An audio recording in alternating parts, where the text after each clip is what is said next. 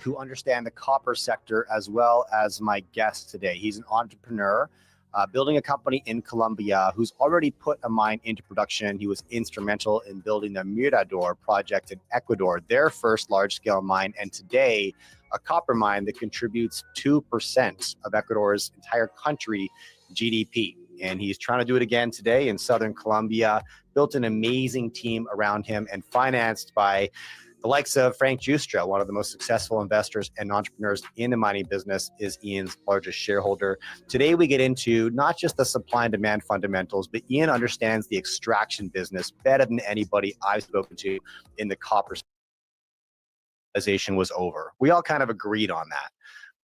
And despite that, today, people are shocked by import taxes, by export restrictions, by regional conflicts breaking out, which to me are like, well, that's just the symptoms of the thing that we all agreed was happening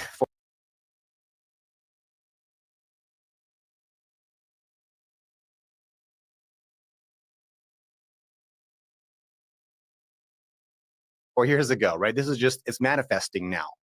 And that's how that occurs to me. Obviously, copper tariffs have been one of the major headlines in our business, natural resources in general, not just in the copper sector. How do you read into that? And here's what's really important, right? Because these announcements come and go. Sometimes they last a day, right? What's important to know about the Americans' copper policy? Yeah, and I think we're going to guess and see that it's not going to be just the U.S. copper policy, right? Okay. And I think that very interesting as you see, oh my goodness, what's that going on? Like there was a panic back in, when was the Liberation Day? It was a panic hit market, right? The smarter people are starting to figure it out, right? And I would argue, and I'm going to put it in conversation, public conversation right now, that the number one winner of a tariff fight and an anti-globalization, what do you call that? Deglobalization, right? Or assets. And I can explain to you, you go into that. The play is assets. And they don't even have to be in the United States. The smelter better be in the United States if you have tariffs on refined copper, because smelters produce refined copper, right? But if you build a smelter, you better have the source of where is the copper coming from? Where's the mine is coming from? And that is what makes the assets. So the whole point of globalization is to make production chains more efficient. So if you have deglobalization, it will make production chains less efficient, right? So if it's less efficient, you need more supply in order to make sure it works, right? And that only increases the value of the assets, right? So it is creating a unbelievable a secular bull for copper. In the equities, in the exploration equities, in the producing in the equity space.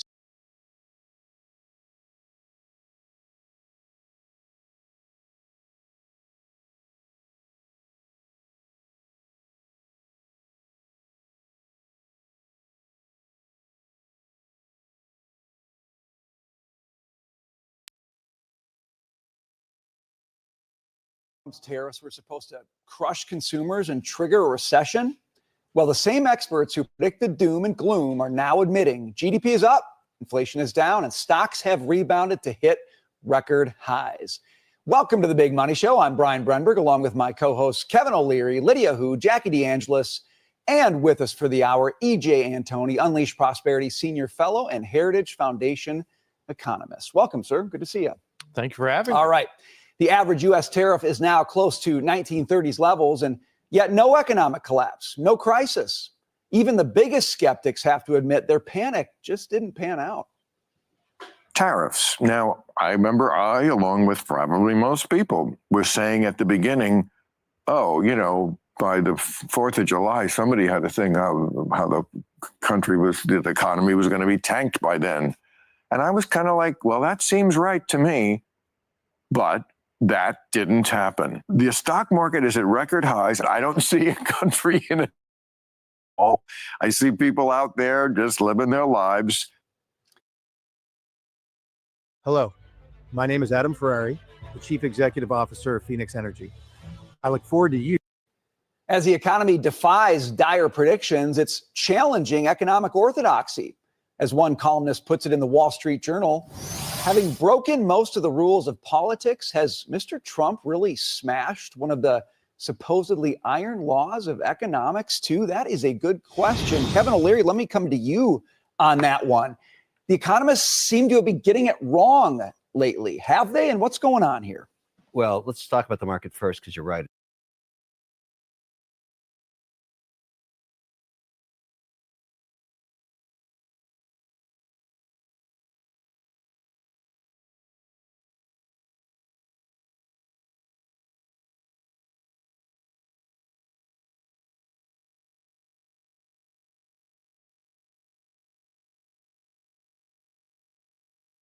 It's at all-time highs here.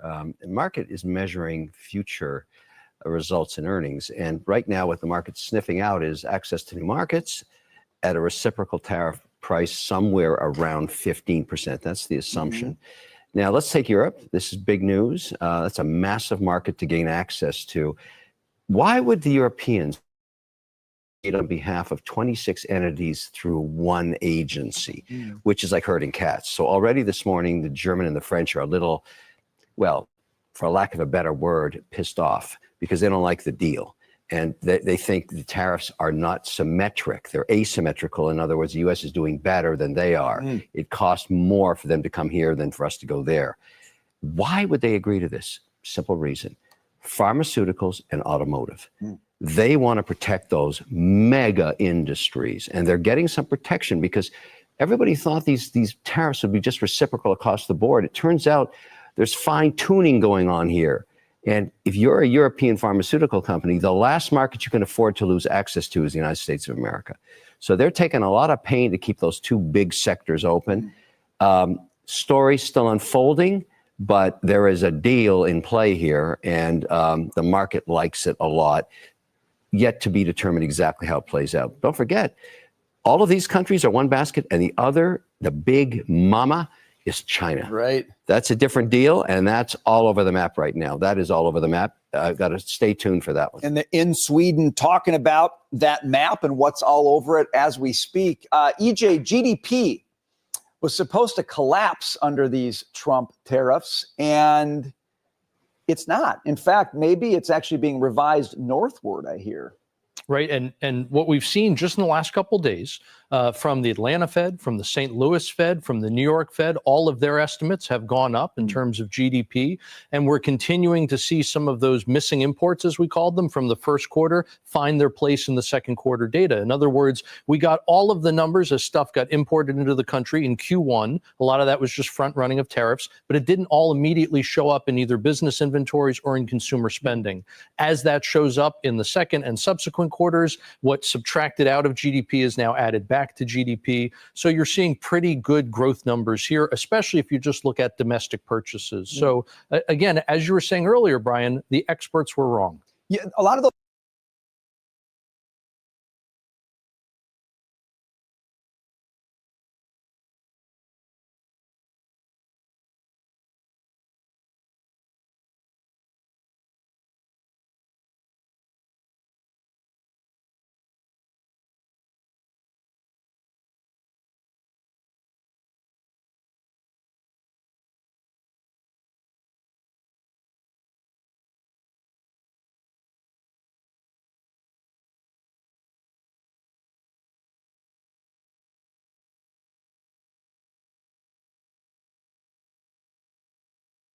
those experts are your friends. Why were they so wrong? Why did like the guys who study for years and years and get paid to be right on this, why have they been so off on this? What do you think? I think part of it, Brian, has to do with the fact that economics can be a very abstracted science, right? And if you're not constantly, not just into the data on an academic level, but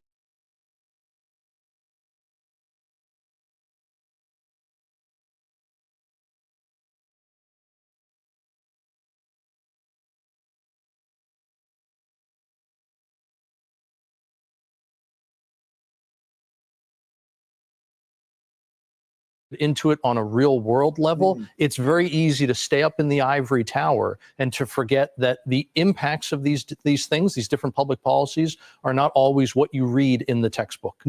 So if we come out of the ivory tower, Jackie, consumer confidence rebounding in July on some of the very data that we're talking about here. I know one of your favorite phrases is, I'm not tired of winning. It seems like a lot of people on the ground are enjoying the winning, and they're responding by powering this economy. Absolutely. And I don't want to front run you because I know you were very interested in this piece in the Wall Street Journal today by Jerry Baker. It's entitled, "If Tariffs Are So Bad, Where's the Recession?" Right. Mr. Baker writes in his piece, economists surveyed by the Journal this month estimate the economy grew by 2% in the second quarter, accelerating out of the first 3 months of the year. They think the odds of a recession in the next year are just 1 in 3. Core inflation remains below 3%, down from 3.5% at the end of last year. Equity markets are reaching new highs as investors have recovered from their panic attack of April. He goes on to explain his thesis, and he says there could be 3 things happening here. Right. Number 1, it's too soon to tell. Number 2, the tariffs were not big enough. Remember, they've come down from those Liberation Day levels that we were originally looking at. And then the third, and I'm paraphrasing here, is basically it all evens out in the wash. The exporter eats some, the importer eats some, the consumer might pay a little, but it's negligible and they're not feeling it. And this economy is flexible enough to be able to sustain it. What's interesting to me, though, is what the Democrats are talking about right now. Okay. We talked about the tariff rebate check yesterday, or the possibility for that from President Trump, just kind of floating the idea. So the Democrats are essentially saying what's happening here is Americans are struggling. They're feeling the tariffs in prices, and you need this rebate check to be able to throw them a little bone. That is not what's happening here. What's happening here is Americans are still struggling. I'm not going to deny that, but there are things that are positive as we look forward in the horizon that give people a little sense of hope. We are suffering because of the sticky inflation from Joe Biden and his administration. And I'm sorry to look backwards, but I can't help it. The 4 years before President Trump was the worst economic period that I've had to sustain.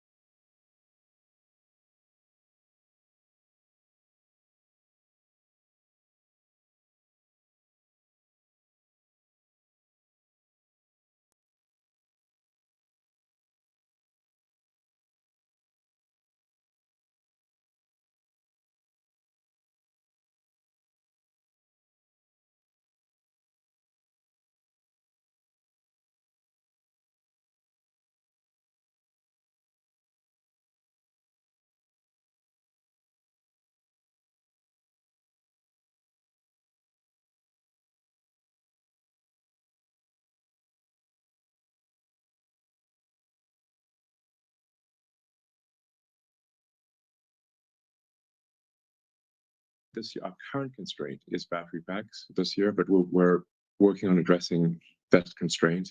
And I think we will make progress on addressing that constraint. And then things are really going to go ballistic next year. That was Elon Musk in Tesla Q for 2024 earning calls. And guess what? Next year is here, and ballistic doesn't even begin to describe it. Because after decades of lithium dominating your devices, your EVs, your daily life, this is the end of lithium. While the entire industry is still wrestling with lithium's mounting problems, skyrocketing costs, supply chain nightmares, and environmental concerns, Tesla has been secretly perfecting the aluminum-ion battery that makes lithium look like ancient technology. Finally here, we have a fully deployable, mass-scale, America-made battery technology that is 10 times faster, lasts for 40 years, and charges in under 3 minutes. And the real shock is it's never been cheaper for the first time in history. But is this coincidental with Tesla 2025 Battery Day, rumored to be in September? And how will this revolutionize the EV market? And how fast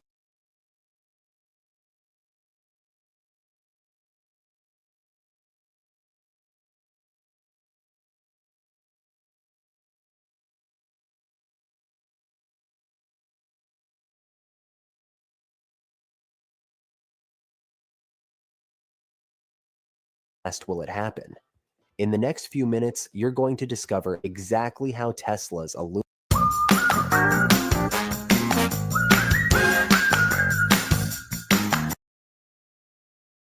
Aluminum ion breakthrough is ending the lithium era forever. Get ready and be one of Westtech's 99,759 members by subscribing and ringing our notification bells. 1. How is Tesla's aluminum ion battery ending the lithium battery this time? Tesla's aluminum ion completely annihilates it in 3 devastating ways that will leave you questioning everything you thought you knew about electric vehicle technology. First, the difference in pure chemical superiority makes lithium look like primitive technology.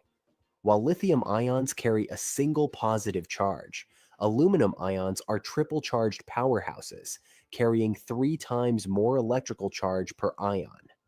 This is basic chemistry that translates to exponentially higher energy density.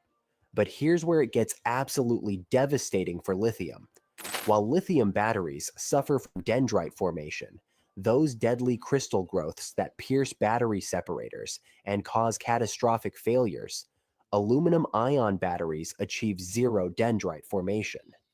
The electrode stability is so superior that thermal management operates flawlessly from -40 degrees Celsius to +85 degrees Celsius, while lithium batteries fail catastrophically at just -10 degrees Celsius. And when we talk about safety, lithium's fire and explosion risks become laughably obsolete compared to aluminum's non-toxic, non-flammable profile. Then comes the resource revolution, striking at the very foundation of resource availability, and the numbers are absolutely staggering. Global lithium reserves total just 89 million tons, while aluminum reserves dwarf this at 1.59 billion tons. That's nearly 18 times more abundant. The geographic stranglehold is even more crushing. Lithium is concentrated in just 4 countries, which are called Lithium Triangle of Chile, Australia, and Argentina. In contrast, aluminum's bauxite mineral is distributed globally across dozens of nations. Environmental destruction is equally damning as lithium extraction devours 2.2 million liters of water per ton, compared to aluminum's mere 50,000 liters, not to mention the ethical nightmare of cobalt mining that aluminum completely eliminates. The third and final annihilation comes through pure economic devastation that's already begun. Lithium prices have swung 600% in just 2 years, with lithium carbonate averaging $14,000 per ton in 2024, a price point that makes mainstream electric vehicles financially impossible for average consumers. Meanwhile, 70% of lithium supply remains controlled by China and Chile, creating a geopolitical choke point that aluminum's globally established supply chains completely bypass. The most shocking revelation is that $500 billion locked in lithium mining infrastructure is about to become completely obsolete, while aluminum's existing global supply chains are already positioned for immediate scaling. And this is what Tesla may introduce on Tesla Battery Day this September. Tesla's 2026 aluminum ion technology has officially entered commercial production after nearly 7 years of intensive research at their Sparks, Nevada Research and Development Center. This is the documented result of Tesla's most secretive battery program, and the implications are about to reshape the entire automotive industry. What if 2026 is the year you never have to think about battery fires, battery swaps, or sudden battery failures ever again? Let us know how you feel in the comments. 2. Why is aluminum ion 10 times better than lithium? The first multiplication factor that will blow your mind is pure energy storage dominance. Lithium batteries have been artificially capped at a maximum theoretical density of 250 watt-hours per kilogram for decades. But Tesla's aluminum breakthrough has shattered this ceiling with over 5,000 watt-hours per kilogram through revolutionary triple-ion architecture. Thanks to this change, a Tesla Model 2's range would rise from 330 miles to over 3,300 miles on a single charge. The physics behind this is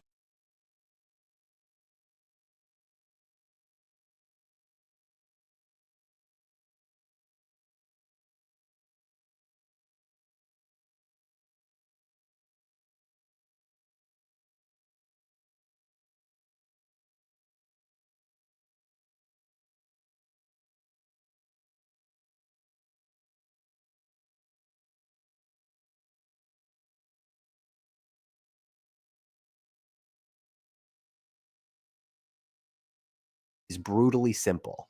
Aluminum's triple charged ions carry 3 times more energy than lithium's single charge limitation, creating energy density that makes lithium look like a children's toy. Longevity multiplication is where aluminum ion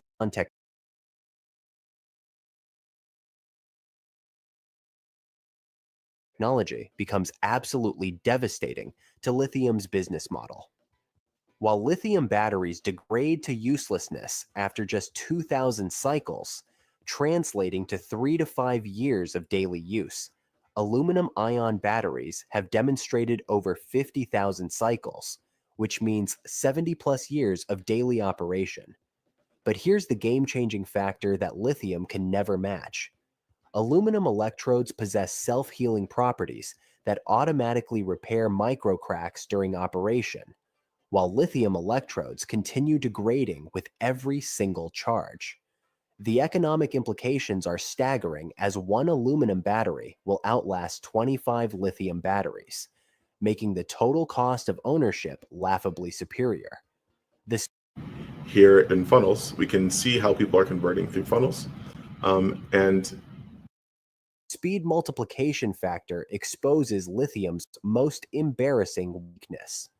Current lithium technology requires 45 to 60 minutes for an 80% charge due to thermal limitations and ion mobility constraints, while aluminum ion achieves 100% charge in just 10 minutes with zero thermal throttling. The scientific reason is undeniable. Aluminum ions move 3 times faster than lithium ions through the electrolyte, and the superior heat management eliminates the thermal bottlenecks that plague lithium charging. This means the difference between grabbing coffee while charging versus spending your entire lunch break waiting. The safety multiplication reveals lithium's most dangerous secret. With over 3,000 electric vehicle fires globally in 2024 alone, lithium's fire and explosion risks have become a public safety crisis that aluminum completely eliminates. Aluminum-ion chemistry makes thermal runaway physically impossible, not unlikely, but impossible due to the fundamental chemical stability. Emergency responders no longer need specialized firefighting equipment or hazmat protocols because aluminum batteries pose zero fire risk and contain no toxic materials.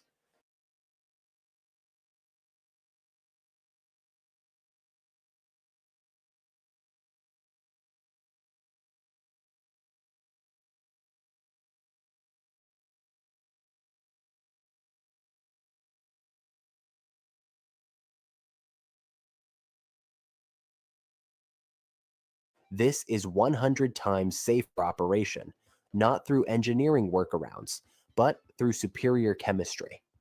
The cost multiplication delivers the final crushing blow to lithium's market viability. Current lithium production costs between $120 to $150 per kilowatt hour, while aluminum production achieves $15 to $25 per kilowatt hour using standard aluminum processing techniques. The raw material cost advantage is even more devastating. Aluminum costs 1/50th the price of lithium per unit, and manufacturing complexity drops dramatically because aluminum processing infrastructure already exists globally, while lithium requires complex, expensive refining processes. Is a battery that charges in 10 minutes, lasts 70 years, runs 3,300 miles per charge, and never explodes exactly what Elon Musk promised when he said things would go ballistic next year? Type 10 times if you think that's exactly what Tesla is doing. 3. How unbelievable are the exclusive features that only aluminum-ion battery can unlock? The first exclusive feature that will shatter your understanding of battery technology is self-healing electrode innovation that sounds like science fiction, but is documented reality from Stanford University research. Here's how this impossible-sounding technology actually works.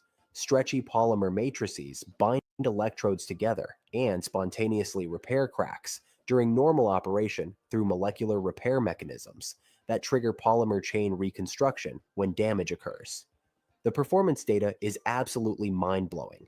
Crack repair happens in just 3 to 5 seconds for minor electrode damage, with 99.7% restoration efficiency of the original electrode structure.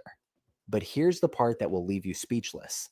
Battery capacity doesn't just recover, it actually improves to 102 to 105% of original capacity after healing cycles through micro-optimizations that perfect ion pathways. This technology prevents 95% of electrode-related battery failures, meaning your Tesla will literally heal itself and become more powerful over time, while lithium batteries can only degrade. The second exclusive feature transforms your Tesla into a mobile power station that makes traditional generators look like prehistoric technology. With over 2,000 kilowatt hours of storage capacity compared to lithium's pathetic 100 kilowatt hours, a single Tesla can simultaneously power 5 to 8 average homes, run entire construction sites, or serve as emergency power for disaster zones. The survival mode specifications are absolutely staggering, in which 50 kilowatts continuous power output with 200 kilowatts peak capability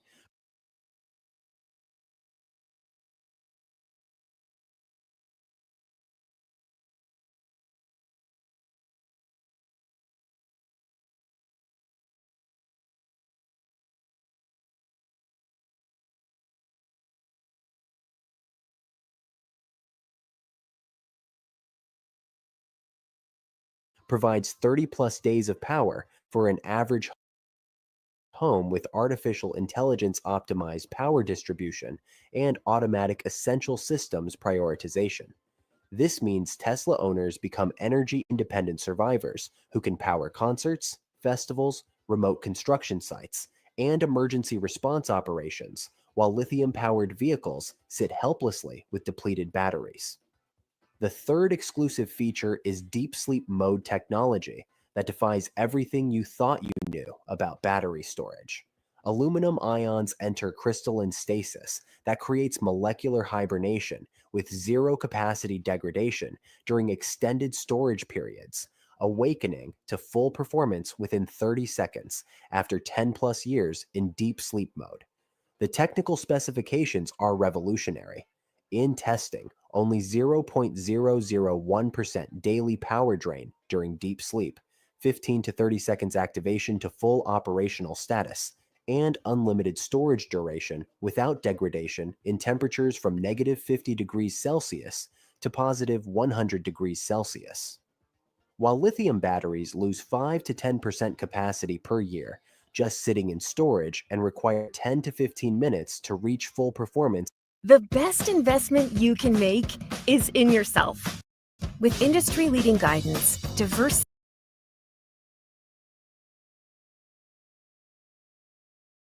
after wake up, aluminum batteries actually gain 1 to 2% capacity through molecular optimization during deep sleep and achieve 100% performance capability in just 30 seconds. These exclusive features prove that aluminum ion technology is creating entirely new categories of capability that lithium's fundamental chemistry makes impossible.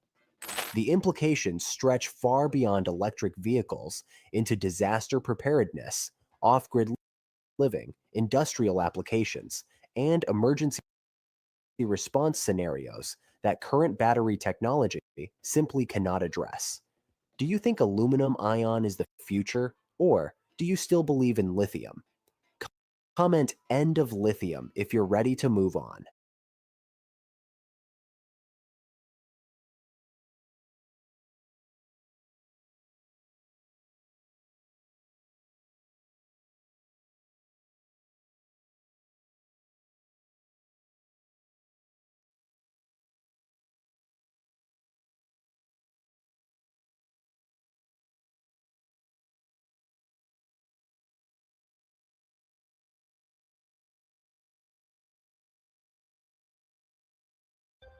Things don't really work like that in the normal world. But you know that if you zoom in close enough, they have all these weird phenomenons to them. In a 1941 short story, Isaac Asimov envisioned a world powered by solar power harvested in space. I think a related question is there a higher power? Is it everything is connected? This is one of the true mysteries of the universe. That science fiction dream came a little closer to reality earlier this year when scientists completed the first transmission of energy from space to Earth.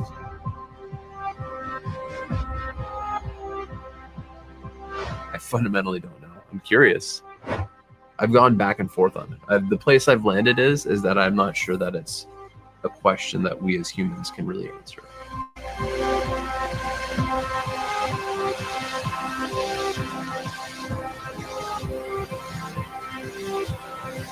You? Do I believe there's a higher power? Yeah. Absolutely. Tell me about it. Beju Bhatt.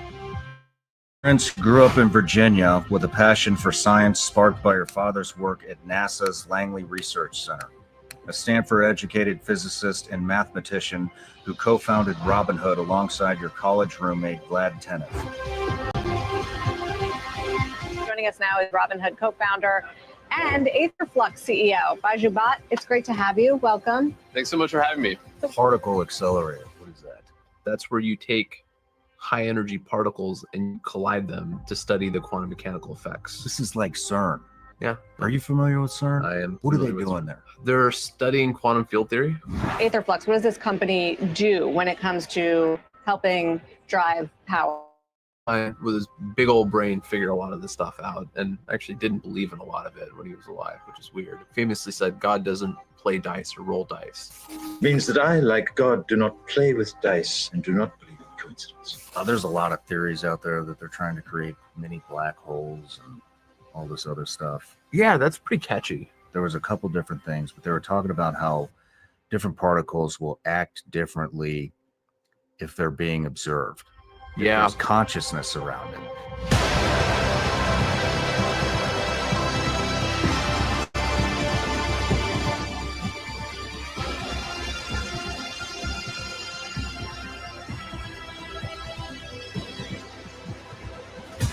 You know about this? I do, yeah. What is that?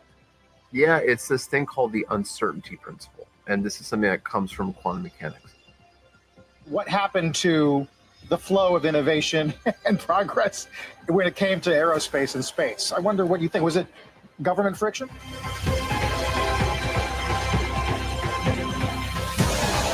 You're wondering, I know you as one of the co-founders of Robinhood. Your background, though, is in physics. You have a family tied to NASA. Yeah. How did this company come about? This uncertainty principle. And to any of the listeners out there that are actual physicists, if I get something wrong here, I'm sorry.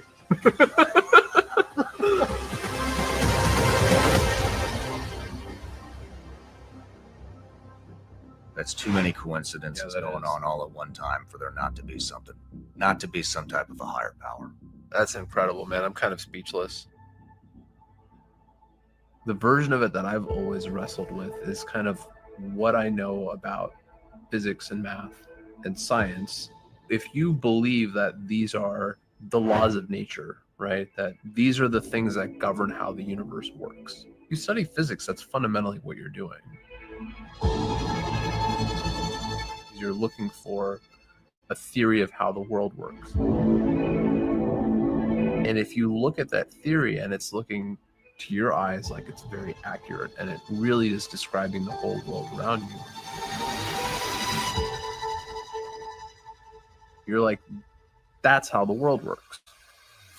There's no battery in this drone. No. There's no other power source. It's being charged from up here. Yeah, correct. How could there be a human-like thing, human-like being that has the emergent phenomenon of humanity? That is the higher calling. That's the higher being, right?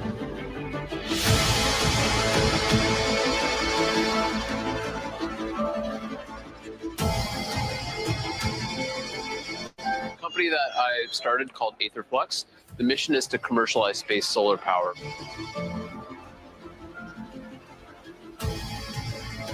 At least for me, time goes on, and then you ask the question, how could you have such well-written theories without somebody writing them down? Yeah, I mean, I think, right? How could you not have God?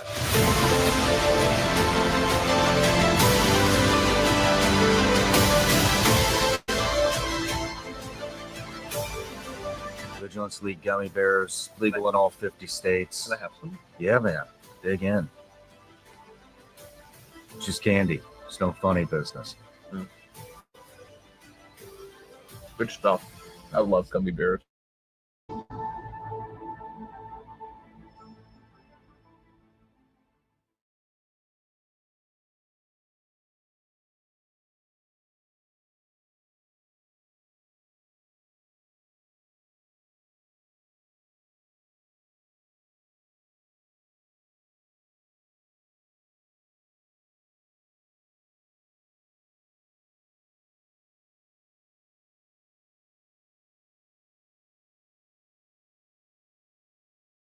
Space solar panels using a laser beam to send that power down to Earth.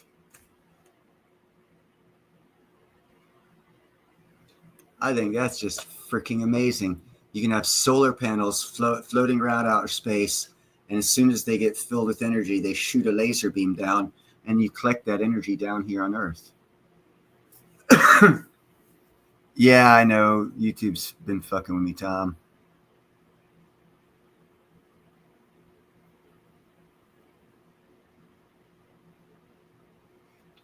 Yeah, I don't think Joy would enjoy his crotch shots. She would take offense to it. Either Joy or Whoopi would. Yeah, that's exactly what that guy's company, if you research that guy's company, the last little 6-minute thing I showed you on the Sean Ryan show, that guest of his company is looking at having solar panels in space, gathering, and it gathers more actually energy in space because you don't have the magnetic field blocking a lot of the energy. So it gathers it a lot quicker. And then taking a laser beam and shooting the energy that those solar panels in space gather, shooting with the laser that energy down to a spot on Earth where it collects all that energy. Cool ass crap, man. It's going to put solar panel projects out of business here on Earth because you know what happens out in space? The sun shines 24/7. You know what happens here on Earth? Well, it shines on half of it 24/12. And that's only if there's no weather anomalies in the 12 where the sun's shining on it, and you can only actually capture 8 hours of that, so it pulls it down a little bit. So needless to say, the efficiency levels of solar on this planet are about 20% minus the technological ability of them to actually gather power. Minus that ability, with the abilities they have, they're actually only at 20% efficiency, where the same solar panels put in outer space would be 100% efficiency. But fortunately for us, they actually have better solar panels, and NASA has been using them. They're like 1,000 times more efficient than the ones that we get to use here in Terran. So if they put those ones up there, which they will, it'll be gathering a lot more energy and beaming it down. And that company that guy's starting would be worth investing in as soon as he goes public. Yes, for real, Mike. Again, that's why I was saying it's about 20% efficiency minus the inefficienciness of its ability to actually gather energy from the sun. The ability of it to be in sunlight at the prime optimal time to gather that is only about 20% efficiency. So you're starting with a bad process and you're pushing it on people. But now that aluminum ion battery, that's a game changer for everything. I mean, the storage capacity was like 2,000 times more than ion lithium. Holy crap. Man, get a Tesla truck, take it to a job site. That's your power source. You don't need a generator. You don't need You need extension cords, obviously, but you could pull the truck real close up to the job site, so you limit yourself on the number of extension cords, length of them that you need. I know I have what's known as a spider box for you people who have been on job sites. When we build high-rise buildings, the temporary power is a cable about 2.5 inches round.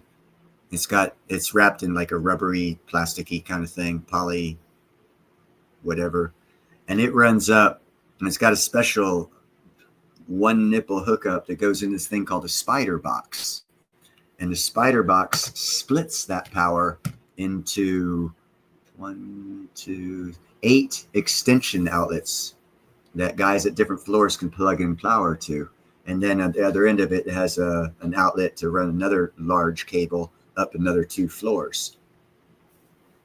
Other than in a high-rise situation, one Tesla truck, if it's true what he said about it, you could pull up to that job site and run the whole job site off of that truck.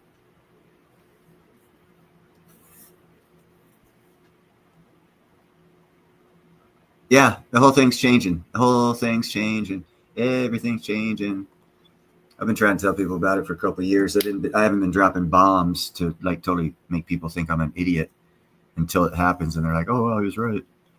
So I've been like doing shows in a couple of year-long weave where you'll get the point of everything when I mention things, and how I will talk about things like when I was talking about Burkina Faso changing up its economic system and its whole governance system and everything that they're doing.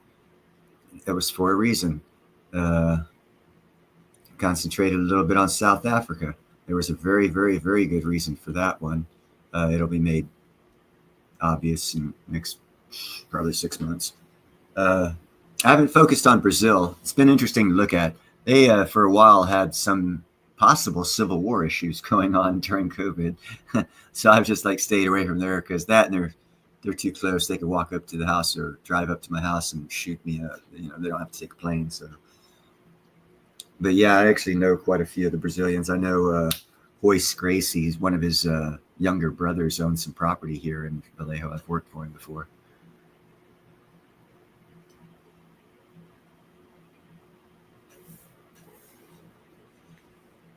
Actually, no, I don't remember it.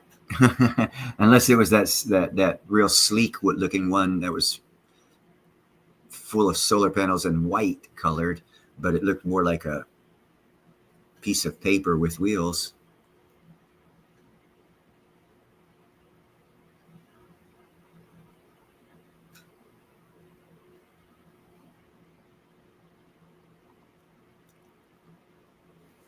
That's a pretty good way of stating it.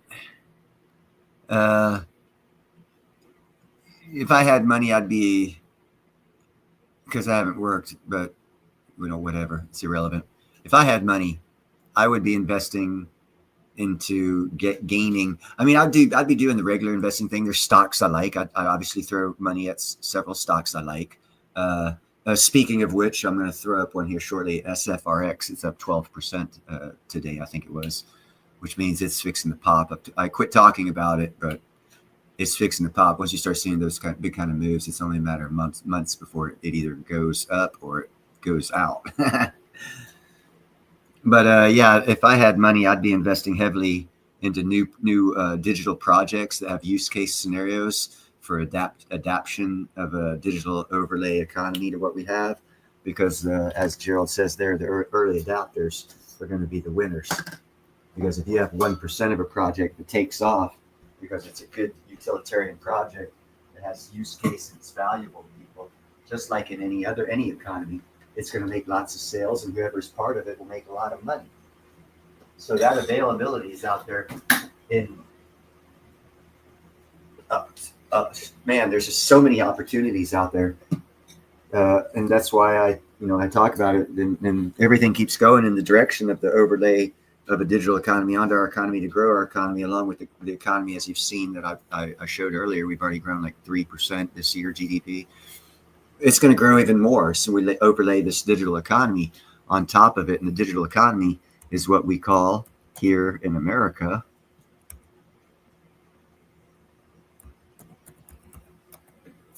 Congress knows all about it. They're the ones who passed it. And if you read up on that law, I'm not going to tell you about it. I'd like you to read up on it to see, so that way you see on your own, oh, wow, Congress passed this and they didn't write me a personal email to let me know the financial advantage I could be taking right now. How dare they? And then you can come back to my show, like, share, and subscribe because I told you about it. Well, I didn't tell you about it. I told you to look into it because no one believes what I say, but if you read it with your own eyes, you'll be like, wow, I'm glad he told me about it because it's true. Not that other assets are going to go away by no means whatsoever. The life we know, it's still going to be life as we know it. We're still going to be going to work and all this other stuff until it's a total. It's going to take a couple years to integrate.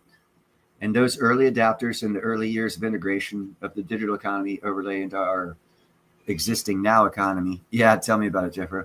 You're going to be wealthy as all get out. That's all I can say. There's like cryptocurrency credit card, one I'm very fond of, or I call it a cryptocurrency credit card. Is that one right there? And I enjoy that one because I think it's going to be a credit card for the digital economy. It's getting the acceptance of different countries. MasterCard already signed up to it.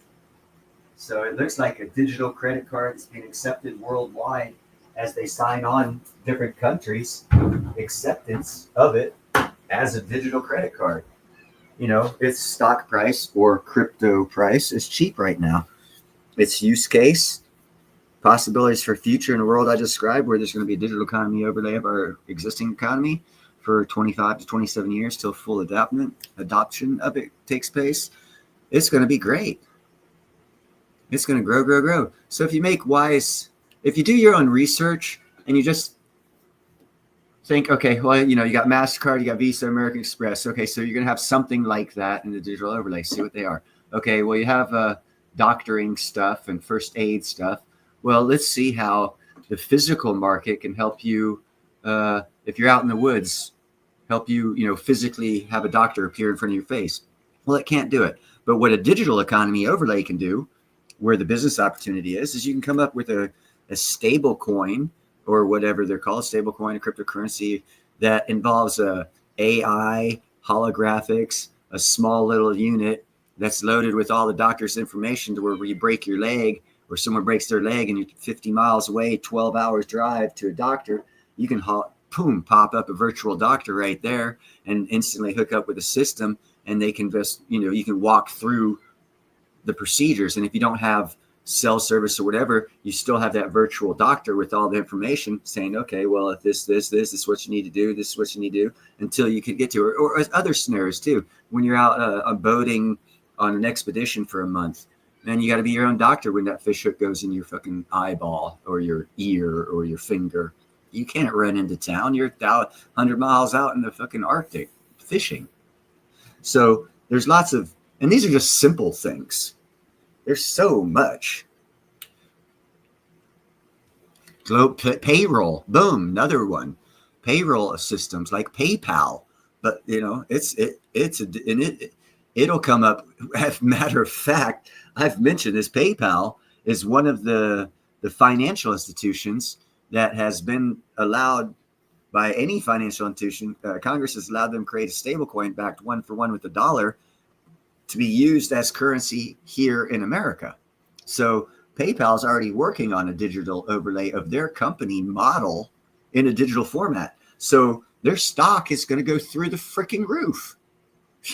It's a digital overlay. If you see the picture for what it is and don't be blinders on saying, oh, I hate this. Hey, you can hate it all you want. But if it's going to happen, it's going to happen. Take financial advantage of it. Unless you can guarantee to stop it, why not take advantage financially of it? Because you can do more good if you have money than if you don't have money. So get yourself some money, even if you disagree with it. If you can see how it's going and see a possibility to gain some wealth, gain that wealth. And then take that wealth and buy yourself a city council seat and make some change for the good. But you can't do that if you're not involved, if you're not making money.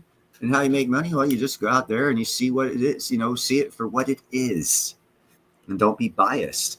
There's a lot of things I don't like, but it is what it is. You know, I have to adjust myself for the world. There's 9 billion. Well, we'll find out exactly how many people are next census, but supposedly there's 9 billion people that, you know, so I got to deal with 8,999,999,999 different attitudes, because mine's not a problem.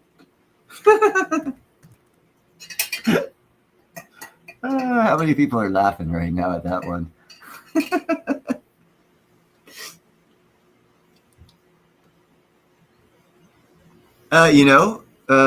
If it's a good solid project and it goes down, all markets go down. Stock market goes down freaking weekly, and then it goes back up. It's a matter of, is it going to continue to go down, or is it just a down then back up to a new high? It depends on a lot of things, and that's where you have to do your own due diligence and look at your own investment strategy and come to your own conclusion with your own research whether to invest while it's low. Because actually, I feel the best time to buy, if you are solid in the belief of that project going up, buy more. It's like silver at 22 when you know next week it's probably going to be 40. Okay, Kat, I don't want you on my lap. This is the 12th time I've put you down. Quit. No meowing. Stay down there. Sorry, I had to discipline a little cat. I hope he understood everything I said. Obviously not. Get down. I really need to learn cat, or they need to learn English. I might have to get a tutor.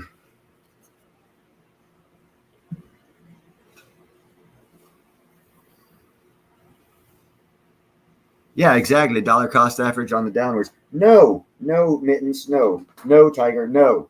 Look, Mittens left. You leave.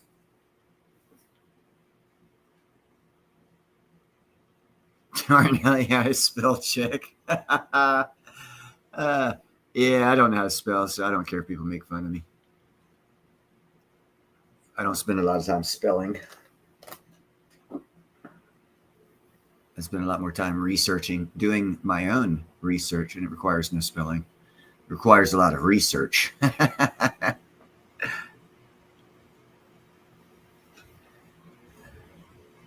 We're talking about cryptos that I feel personally, in my personal opinion, not being financial advice, but obviously I believe it's good advice, not financial, but good advice, is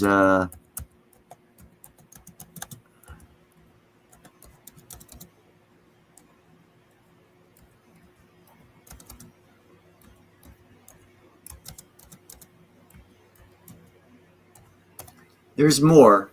Oh, did that not come up? Dagnabbit. Typed all that shit out for nothing.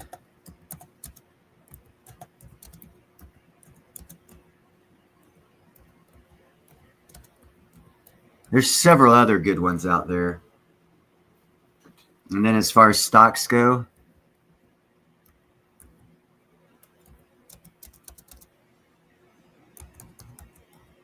and what's that other one? Oh, yeah.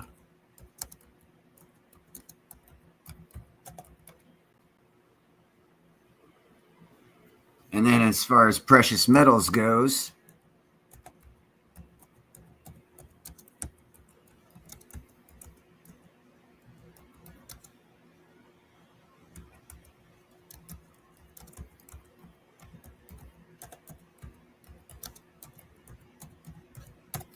Pachinga, Chapinga.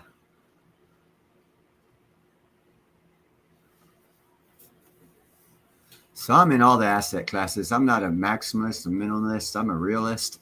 I see the wave. I see the ocean. I'm positioning my boat not to get sunk as much as I possibly can in my economic situation.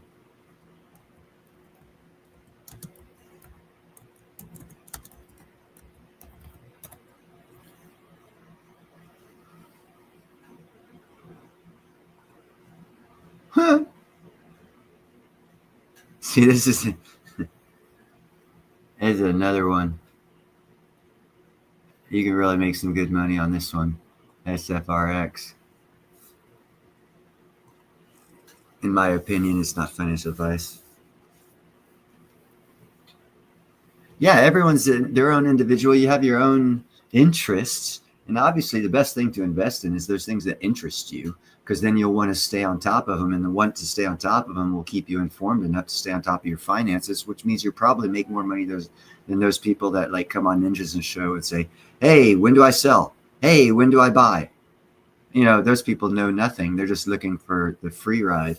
And that's, you know, actually stupid, but you know, someone's got to get wrecked, and those are the people that get wrecked because their thought process is not one of financial freedom. It's one of, yeah, I'll buy and sell when you say, so that way when I get wrecked, I can blame you. I didn't take control of my own financial future because I'm a dumbass.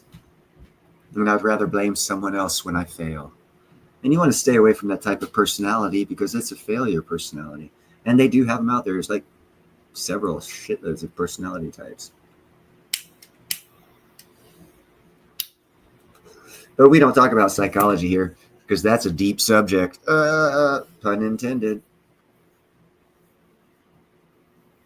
Yeah, you know, I'm real, actually, Gerald, of the ones I mentioned.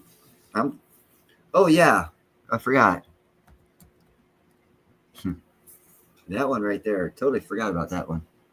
Hold on, put some milk in my tea.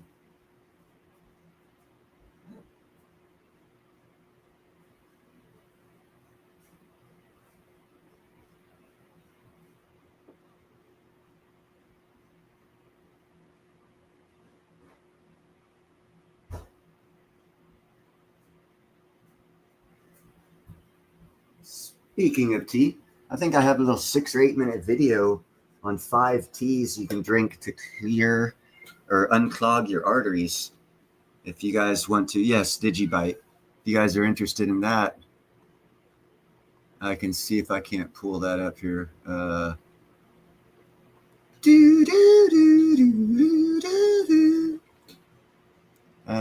Boom. No boom, but boom. Nope, more boom to go. Hold on, folks. Another boom. Hold on, wait. Boom. Ah, there it is.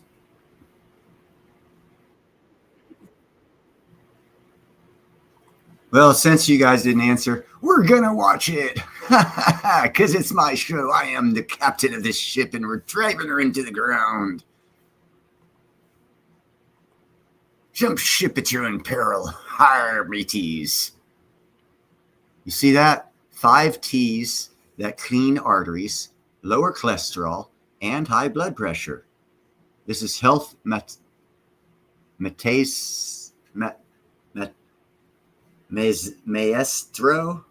Health Maestro. It's got 623 viewers, giving him a thumbs up. 85,000 people have watched it. He gets total credit for this. If I get a strike, YouTube, I'm going to be pissed because I got this from YouTube. Arteries, lower cholesterol, and high blood pressure. When it comes to health benefits, the type of tea you drink matters, especially if you are taking regular medication. As a healthy beverage, tea may be the last thing on your mind. Nevertheless, tea is a relatively unexplored option that can offer amazing health benefits. From common cold to boost energy levels, a perfect tea covers all of it.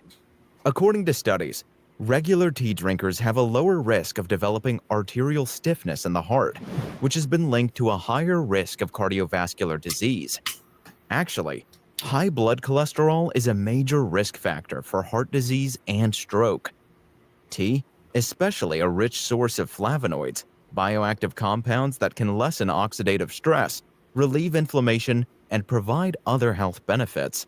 So, it may promote heart health by improving blood vessel and endothelial function and improve good cholesterol levels.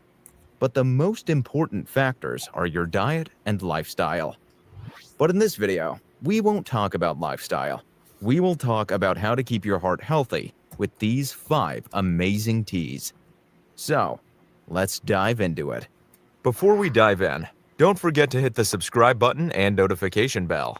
Also, be sure to stick around to watch the video till the end. Magnesium glycinate, a supplement that's been getting some much-deserved attention lately. Magnesium glycinate. Magnesium Number 1, vitamin. onion tea. Onion tea, tea. a tea that not many people usually talk about, Onion but this hidden tea. gem is one of the best teas you can drink. The reason why onion is good for heart health isn't just something that people believe for no reason. There's actually scientific evidence behind it. Because onions are a potent source of flavonoids called quercetin. Quercetin in onion promotes the production of HDL, or good cholesterol, and reduces bad cholesterol in the body. Precisely this compound can help you control your cholesterol level. At the same time, the sulfur present in the onion works to dilute the blood so that blood clots do not form. On the other hand, flavanol in onions also helps minimize high blood pressure, which is the cause of many cardiovascular issues. In that case, you need a perfect onion tea recipe to keep your heart at a good state. Before the tea is steeped, you need to prepare a few things. 1. Chopped onion. 2 to 3 garlic cloves. 1 teaspoon of honey. 1 to 2 cups of water. Lemon juice, which is optional. And 1 bay leaf, which is also optional. First of all, boil 1.5 cups of water. Now add in 1 chopped onion, 2 to 3 crushed garlic cloves, and 1 bay leaf to the boiling water. Boil for some more time till the water changes its color. Now strain and take it out in a cup. Finally, add some honey or a dash of lemon juice to enrich the taste further. Have this every morning on an empty stomach for best results. You can also have another cup in the evening. Number 2. Ginseng tea. Ginseng root is one herb, which can be used to make tea and purportedly has a host of numerous health benefits. Ginseng tea is considered as one of the most nutritious herbal supplements available in the world. Actually, there are 2 types of ginseng. One is American and the other is Asian. American ginseng is said to be safe for consumption over longer periods of time. America. Now that we have how to drink it, let's get into why it's on our list today. For starters, this tea is packing a lot Which one goes with bourbon? of antioxidants. That's why this tea is good for heart health. According to the book Prescription for Herbal Healing, ginseng has been shown to slow the heart rate and reduce the heart's demand for oxygen.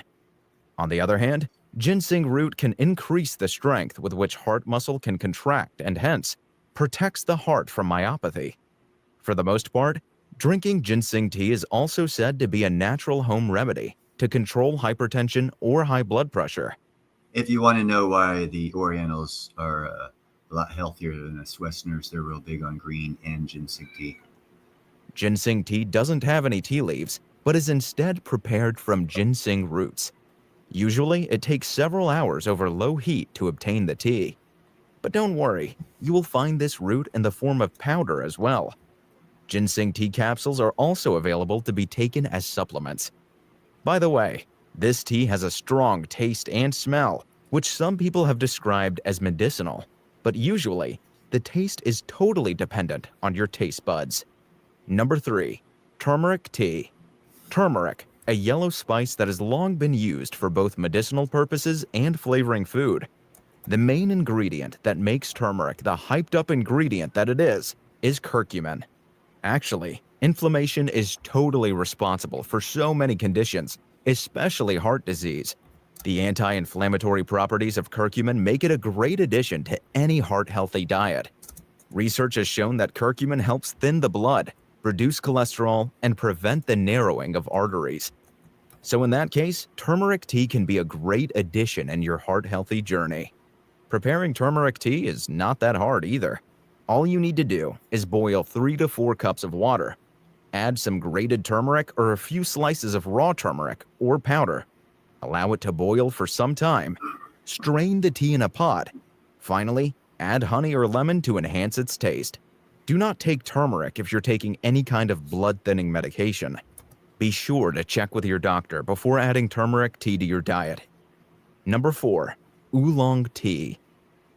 Hi there, it's Dr. Chad Walden, co-founder Chad! of... When it comes to keeping your body Everyone and say hey to mind Chad. firing- Sorry, you missed your opportunity. Oolong tea is a traditional Chinese tea made from the partially oxidized leaves of the Camellia sinensis plant. You don't require milk or sugar to make this tea. No, you have to you take do. one You spoon require of tea both leaves milk and sugar 150 if milliliters you're of hot Scottish. water.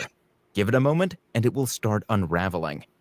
When the tea leaves start opening up, those look like dancing dragons. It has been named as oolong, since oolong means black dragon in Chinese. There are two Sounds like types kung of fu. oolong tea. One is a light version with less oxidants, and the other is the dark version with more oxidants. According to a report of Healthline's nutrition team, oolong tea is beneficial for heart, brain, bone, and dental health.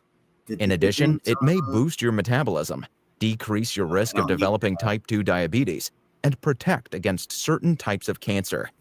A recent study of a Journal of Medical Investigations shows that increased energy expenditure after drinking green tea was only 4%, whereas oolong tea has an increase over 10%. Researchers found that men who drank 1 or more cups of oolong tea per day had a lower risk of heart disease. It is also said that people who consumed oolong tea were found to have stronger immune systems and a lower chance from infections, such as the common cold. Number 5. Garlic tea. Now let's talk about one of the most popular ways to consume garlic tea. It's weird that ultimately, the tea version of things are actually very beneficial for our overall health. Garlic tea has been very popular throughout time, and now there are studies proving why. According to the 2014 issue of the Avicenna Journal of Phytomedicine, garlic tea can help lower cholesterol and blood pressure while being a treatment for atherosclerosis. This means that having regular cups of garlic tea can effectively keep your arteries all clean and healthy. And when there's a nice clean path for your blood to flow through, your risk of developing cardiovascular disease goes down by a boatload. To prepare garlic tea, all you have to do is slice up some garlic and pop it in a pan with some hot water and let the tea simmer. You can add some spices or honey to it and amp up the taste however you prefer. It's also crucial to make other lifestyle changes for a healthy and sound heart. The measures include eating more fruits and vegetables, exercising on a regular basis, and getting plenty of rest. So, you must try these teas on a daily basis and of course start with 1 drink at a time. Rotate teas based on your choice. Don't worry about when to drink. You can drink it anytime, anywhere.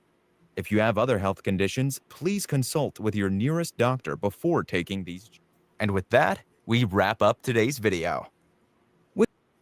Nope. He already said it was a wrap, and I say bacon's good, and you can tell by the picture.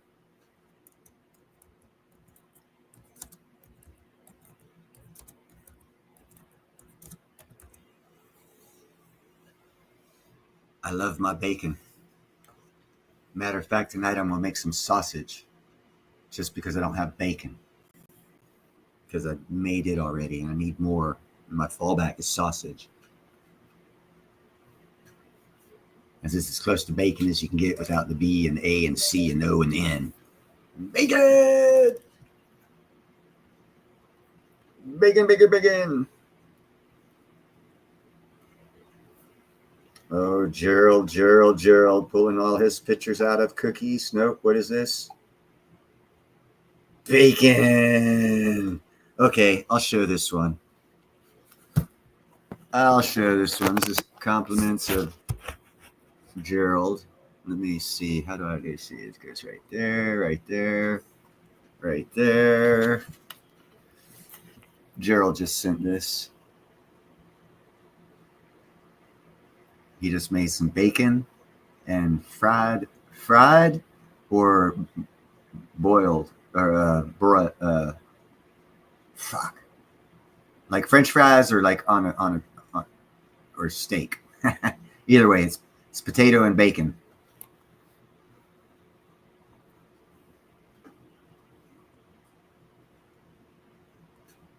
Potato and bacon. That actually looks pretty damn good.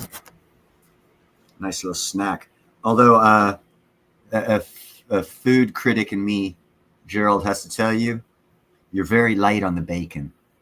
I mean, with that much potato, you need at least 10 more pieces of bacon. But that's just from my taste buds. You need at least 1 piece of bacon per piece of potato.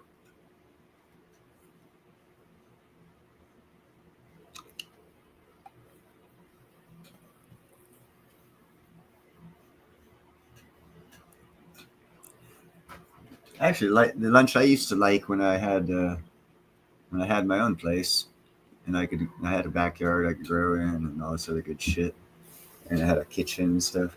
I used to do what I called the Romanesque style lunch. It would be if I could, a couple of different types of bread, a couple of different types of grapes, a small bowl of balsamic vinegar, and a small bowl of olive oil, and a couple of different types of cheeses. And I would, like, as I was doing whatever I was doing, I'd be munching on that for lunch. And I call it my Romanesque lunch. And man, let me tell you, that balsamic vinegar. Dip some bread in it, throw some cheese on it, and oh yeah, tomatoes. We cut up tomatoes too, with some salt. Dip that in balsamic vinegar. Oh my God.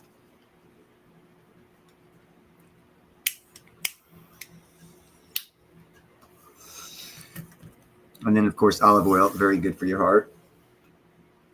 So is balsamic vinegar is good for you as well. So is tomatoes and salt. So is grapes. So is cheese. That's why those Italians live so long.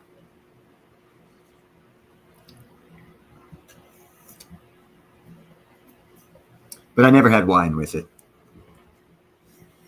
I'd screw the whole thing up and have a soda.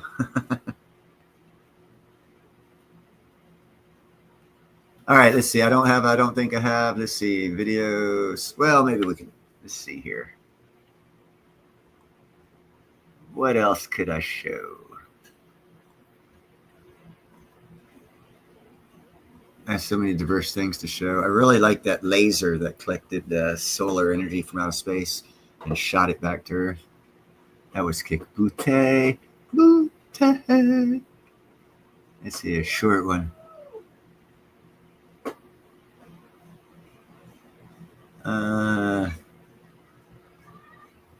Let's see here. Don't fry sausages. Make cider. Make cider. Nah. Learn how to make the best infused simple syrup recipes. I think I already showed you guys that one.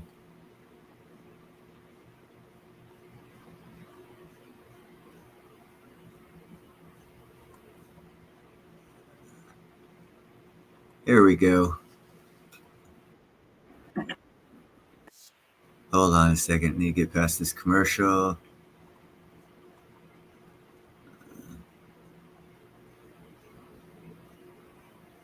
Nah, that's stupid. I don't even see why I got that. Sorry for wasting y'all's time. That wasn't what I thought it was. Here we go. Oh yeah, pastry time. All right, let me get the volume here. Go over here to share screen. You guys, you're fixing to have a wet whistle. Twisted Korean donuts from the Somali chef. Give him a thumbs up. Let's see what we got here.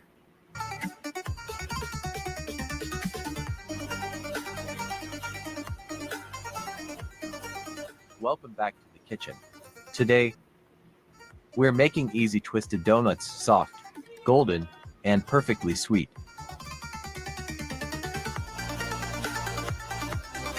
Let's get started.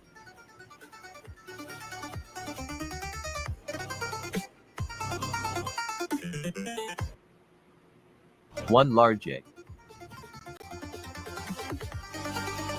2 tablespoons of ghee. 2 tablespoons of sugar.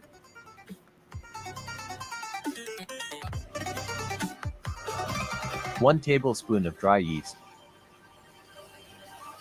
1 cup of warm water.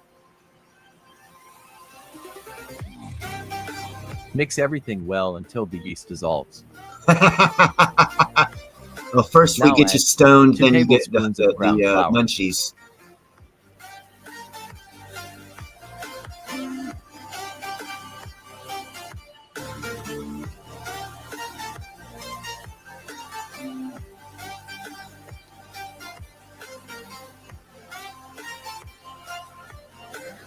We're making Korean 2 cups of donuts. all-purpose flour.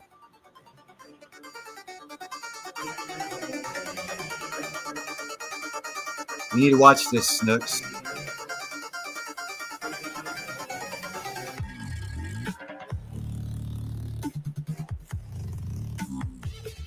The music section. Mix until a smooth dough forms.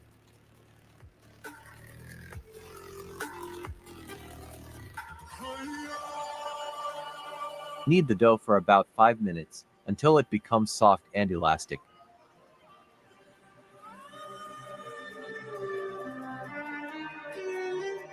That's why you need to learn how to make it, because I eat the shitload out of it. I'm sure everyone else would too. It's a great way to make friends. Unless they all get sick, then they'll be suspicious of your cooking because you don't eat it.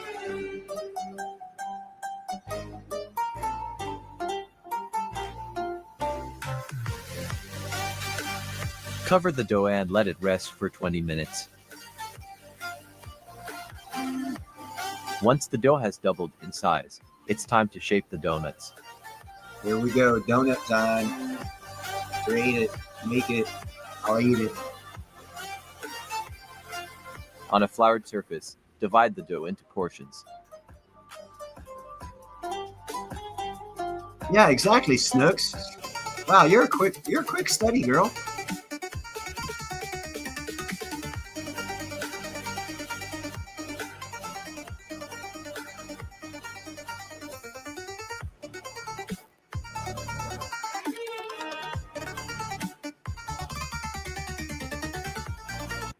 Let's speed this process up.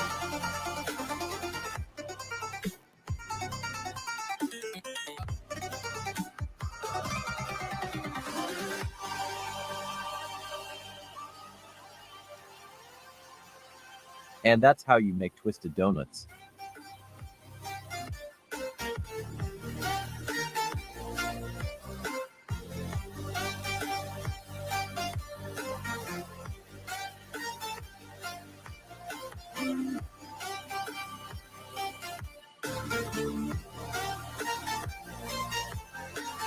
So you roll it, then twist it.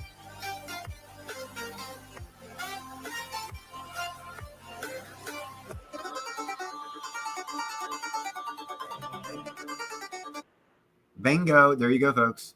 How to make a Korean donut.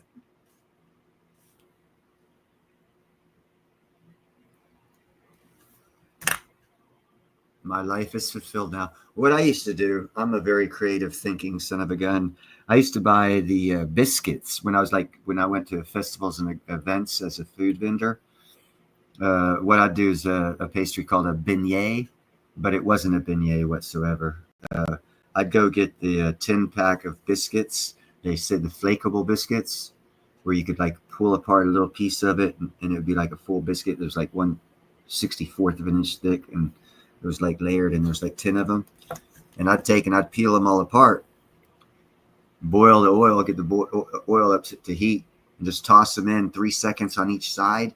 They would fluff up and be air filled. And if you research what a beignet is, basically that's what it is, and you put powdered sugar on it. So I made, I think out of one biscuit, I could get 40 beignets or 30 beignets off of one biscuit. So I got like 300 beignets. I sold 3 for $1. And I got 300 of them. My product cost was $1, and I made $100 off of each dollar I spent. No, because there's powdered sugar expense and then rent and whatnot.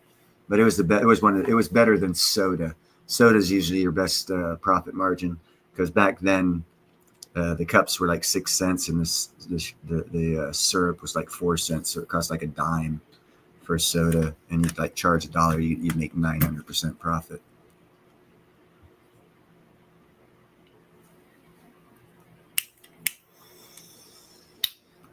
In case you're wondering where the money is at these carnivals and events,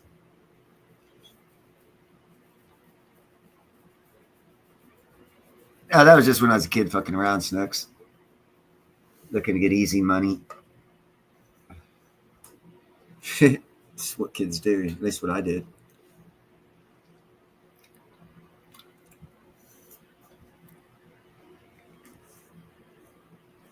So, what subject do you guys want to chat about since nobody wants to come up on stage? Some people might be scared they get kicked off. That's why they're not coming up, but I don't do that shit. Unless, of course, the person's rude and obnoxious like that other gentleman, and I didn't have to actually kick him off. He kicked himself off. So I've actually never kicked anyone off. They self-deported. But they were talking. They just came in here hollering their point of view and wouldn't listen. And I was willing to, do a logical debate at a normal speaking tone. Some people just can't deal with. It is what it is. I don't know where JM. JM has not been to my show in like 7,000 years. Maybe 8. I quit counting.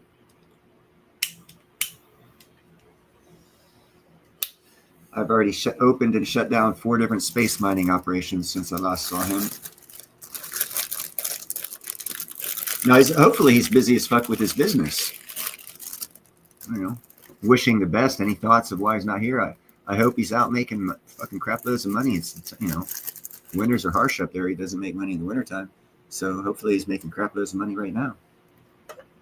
Speaking of which, you should like, share, and subscribe to JM Unleashed.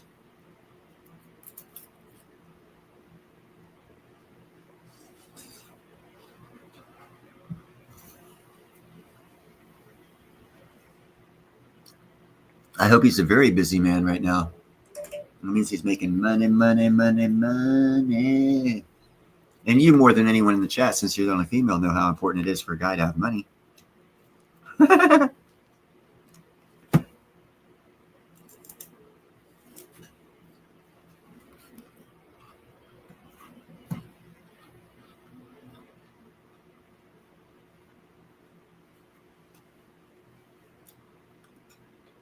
Who knows whose picture that is that I got up on there?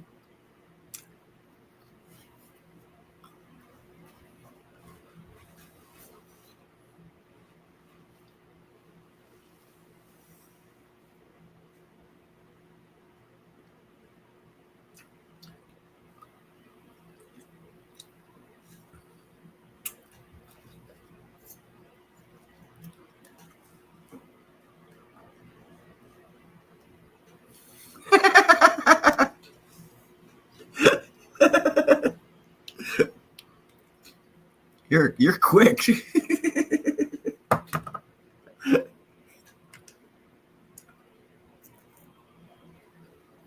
Famous British socialist. I love that statement. Actually, I love more that it's from him. Snooks, I'll tell you right now, if all you want from Gerald Draper is a steak fajita, you're wasting his culinary expertise. Go for something real good. He knows how to make it.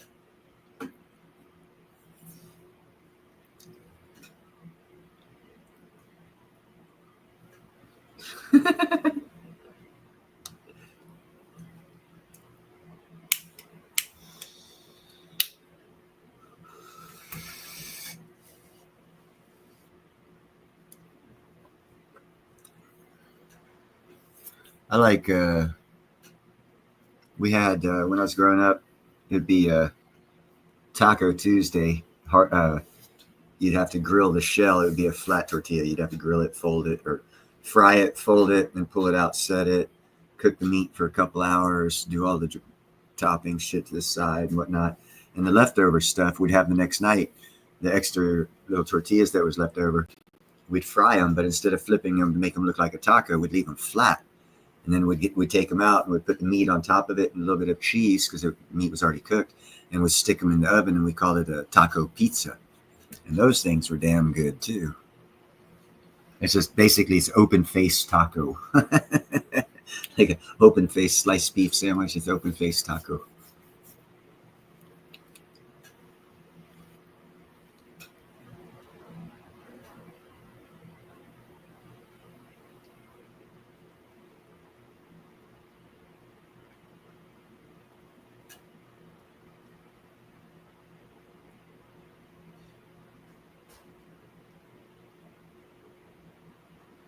Been drinking Snooks.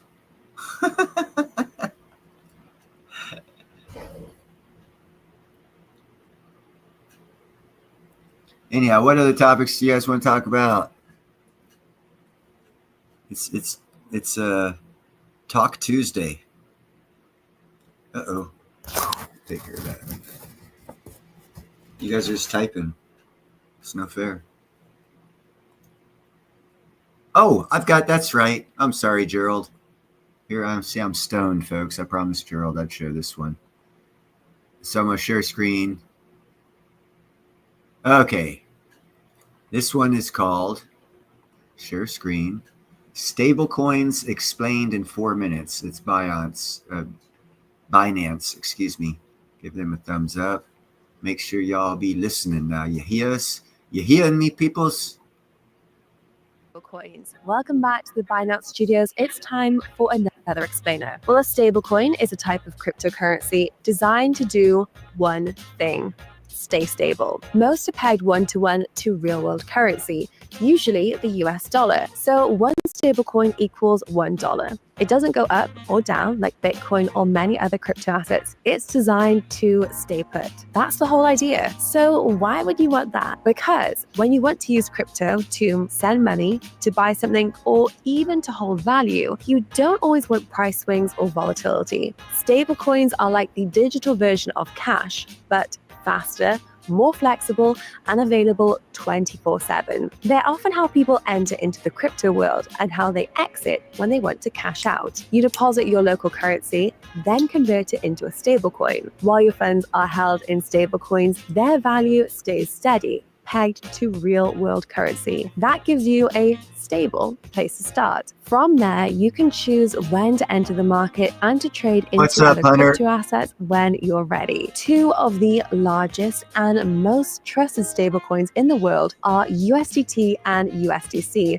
with the latter being the most regulated stablecoin in the world. And in total transparency, the stablecoin Binance has an exclusive partnership with. USDC is issued by Circle, a US-based company that very recently was listed on the New York Stock Exchange. That's a huge deal. It means more transparency, more oversight, and more confidence. It also proves the digital is just an overlay of an existing economy, because that stable coin was able to be listed on the stock market, showing the interaction, inner feasibility, the inner workings of the merging of the digital into our economy, is what I see as well. Or users. But here's where stablecoins go from being helpful to being absolutely essential. In some countries, local currencies are unstable. Inflation is high and banks aren't always reliable. In those regions, stablecoins give people a way to hold value in a stronger currency, such as the US dollar. It used to take days, weeks, or even wasn't possible. Now it takes seconds. All anyone needs is a phone and an internet connection. The freedom of money really is in action. And it's not just about dollars. There are stablecoins backed by euros, the Turkish lira, and the Singaporean dollar, and even gold, all designed to offer local access to global money. Now let's talk trust, because for stablecoins to really work at scale, they need clarity. And this year, two significant things happened. In the US, the Genius Act was passed, a landmark law that defines payment stablecoins as digital money, not investments. It requires full one-to-one reserve backing, audits, and consumer protection. It's clear, regulated, and is rather a game changer. In Europe, the MiCA regulations is now live. It sets a really high standard for stablecoins, including licensing, backing, and transparency. Together, these moves mean stablecoins are no longer operating in the gray zone. They're regulated, trusted, and ready to scale globally. So to recap, stablecoins are digital currencies designed to stay stable. They're how people start their crypto journey and how many stay in it. They're giving people in high inflation economies access to stronger currencies. And now, with global regulation catching up, they're safer and more powerful than ever. Stablecoins aren't just a bridge between traditional finance and crypto. In many ways, they are the foundation for it. Well, that's all for this. All right, get out of here. That's all. You heard her. That was all. I just kicked her off stage. See, Snooks, I don't kick people off stage.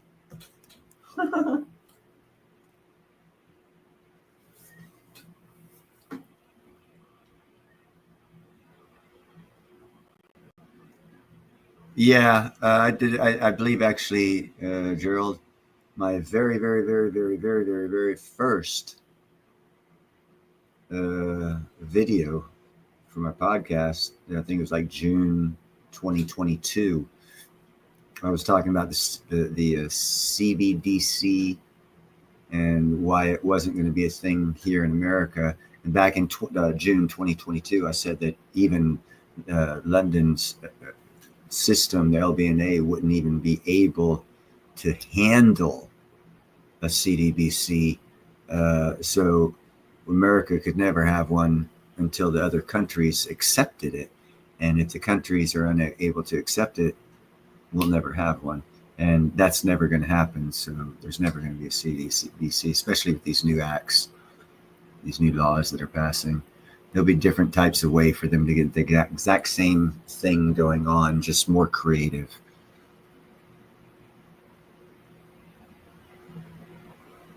Yeah, see, that's the best statement there. You get in now, or you become the retail, and retail always gets burned. So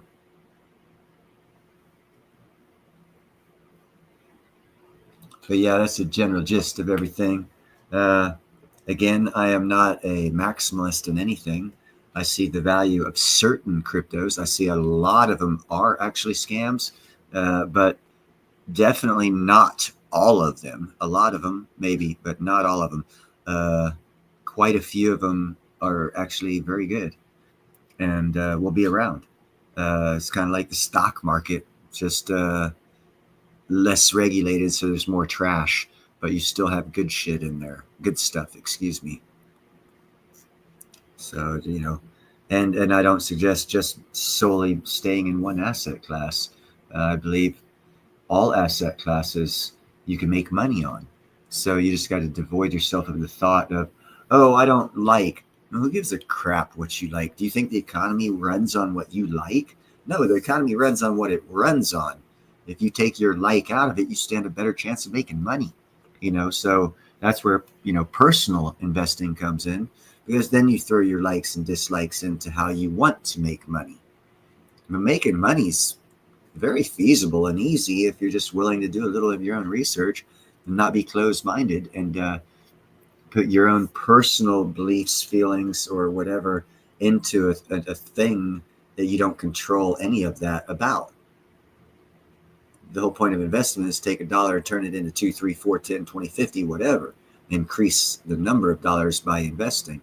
It has nothing to do with feelings, personalities, persons, whatever. It's about, you know, but a lot of people can't distinguish or separate that. And that's why a lot of people, that's retail thinking, not being able to separate feelings from investments.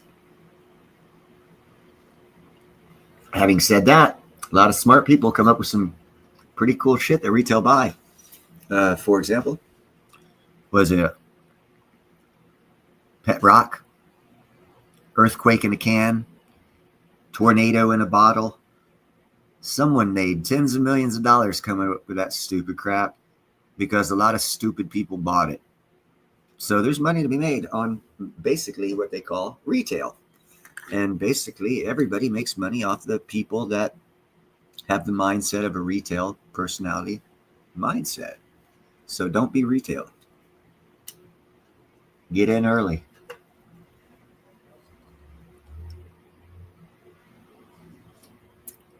Actually, if you're real interested in this, the Economic Ninja, a friend of mine, he's doing the cycle jumps from one asset class to another because the cycles, the way they're rolling, it's like riding waves on a surfboard.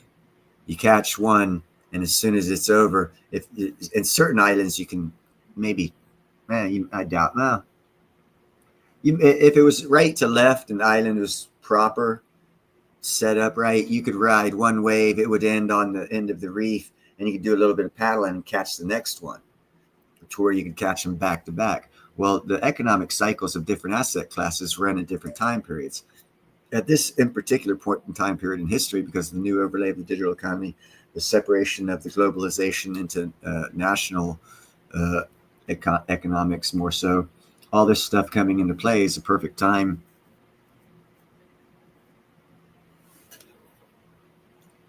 to ride all of the waves.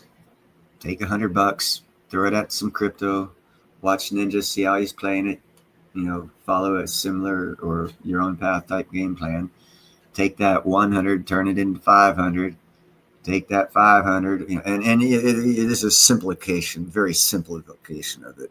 You can actually do more. You take that 500, turn it into 5,000, turn it into 50,000, whatever. But whatever the final number is, there's a short period of time that this is going on, next couple months, maybe towards the end of the year. But you're also going to have a silver run. And the two are coinciding. We're at the end of the crypto run. The silver run begins. So if you take all of your profit margins and you're not closed-minded and a maximalist in crypto only, you can switch over into the precious metals market, and silver probably be 45, 50 at the time, but it'll still run uphill high. So you take your profits, and it's going to be profits. It's not your initial investments, so it's nothing you worked for. It's profits. And you buy shitloads of silver until it runs up. And because a lot of people will be doing that, volume will drive the price of silver higher. So you're pretty much guaranteed to be on the tail end of that wave and riding your profits up 2, 3, 4x on top of, well, all the profit you just made. And then housing is going to crash, and you take all that money and buy in housing and real estate. So you can start off with like $500 to $5,000. And if you play it right, depending on how you play it, you could end up with 2 or 3 houses paid off in cash by the end of the year, before the end of Q1 of next year.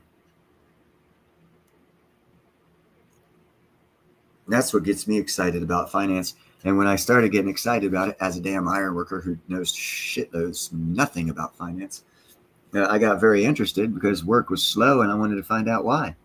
And then I always ask questions. So as I got the answer to one question, 17,000 more were presented to me, and I just started following it down and getting the research. And I was like, oh, cool, this is how it works. So, and what's up, Deplorable? You can ask like William when what is it, WCD Williams, something like that. Don't recall his exact name when he comes in. I told him about a play, back in 2022 of a division of Rolls-Royce that was doing the micro nuclear reactors. They were fixing to sign a contract with the English government to produce a micro nuclear reactor to be used on a future moon base around 2030 to 2032. So I told the people about my channel on it about this, and he actually invested in it, and they're up 1,300% because it was micro nuclear way back then. And it was just a contract for it. They don't even have it. Because that's the way business works. You don't find out how business works unless you find out about financing. They're making millions of money without building shit. And that's the speculative part of it. That's why you got to look at the good, solid, sound companies doing this speculative shit, because the speculative companies are probably going to go belly up. The good, sound companies doing the speculative shit have a future, or have a better chance at a future. And that's where doing your own research comes into great advantage.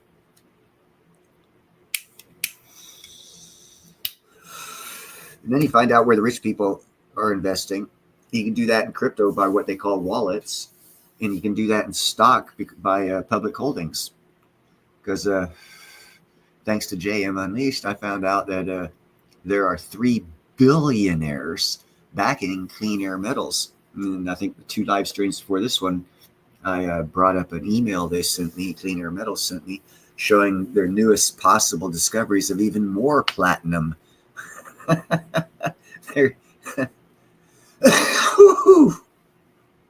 That company's going to rock and roll. And also, you can't get guarantee. Well, I mean, I guess they could give me a contractual guarantee, but minus any legal guarantees, I was basically given an assurance that they're going to go from a prospecting company to a mining company.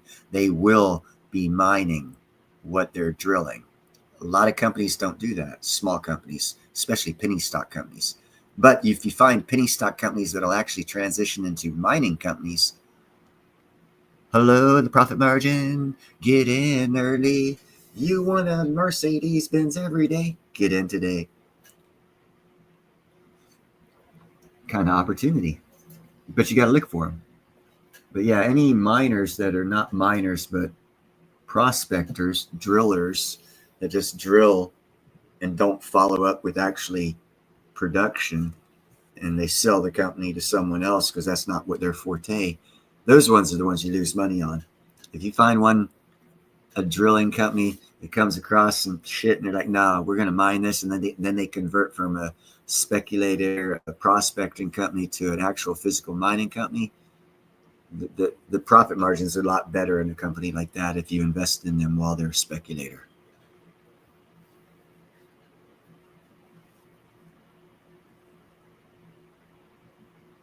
Yeah, see, Gerald is an expert in this crypto shit. All the stuff I'm talking about the economy that as I know it, I know a lot about crypto, but the stuff he knows more in depth stuff like the how to get paid, dividend type stuff, like the stock type stuff, but in a crypto format or a digital format. They've got like staking and all this other crap, and I don't know anything about that. He's the expert, in my opinion, on that.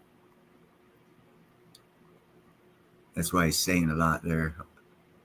And yes, those guys right there, there's 3 billionaires, and they also want to they want to be, let's see. If they're just billionaires right now, those 3 individually will probably be worth $250 billion off of this move they're making each, if not more. And that's just those 3. Anyone investing in that stock, you ain't going to get that wealthy. But your return on investment will be more than their return on investment because their return on investment is a lot larger, but will still be huge, which means the smaller investors' return on investment off of their investment will be substantially larger. So you're basically betting on the rich people's bet, and it's hard for them to double and triple up.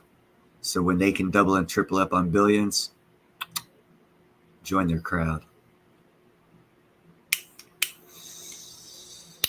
Because while they're investing $1 billion to make $5 billion, you can invest 1,000 to make 100,000. So the percentage, not the profit margin, actual dollar amount or fiat, whatever, the percentage of gain is in your favor when you find a company like that.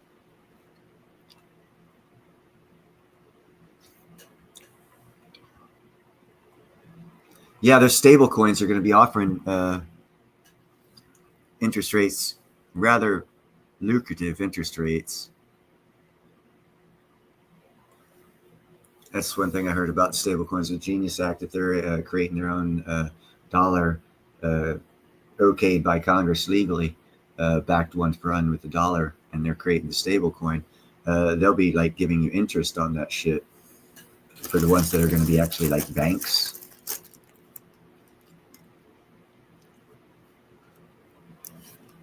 Yeah, like rewards, and that's why one of multiple reasons why I think Zbeck is also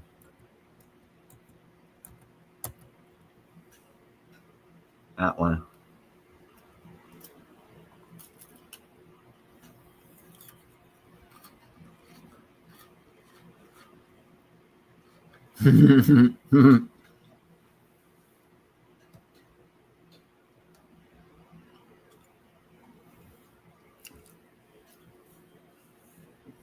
What I like to do when I'm in a room, if I don't know anybody, stay quiet and see which ones think they know the most.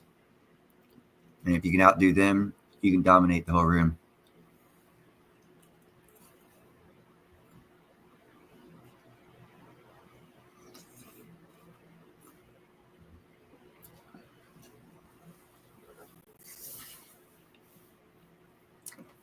It's a selective intellectual assassination.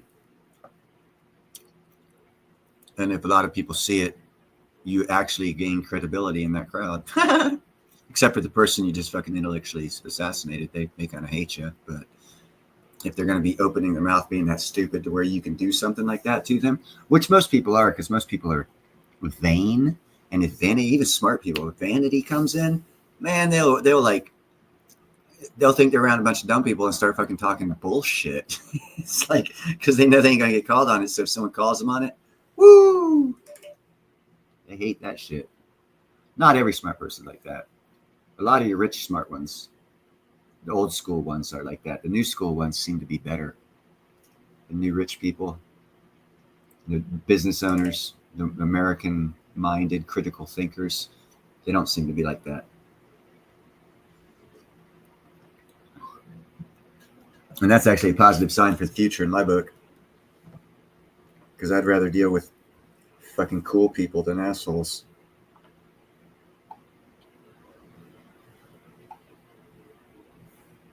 Because dealing with cool people is cool. Dealing with assholes kind of stinks, you know? Pun intended.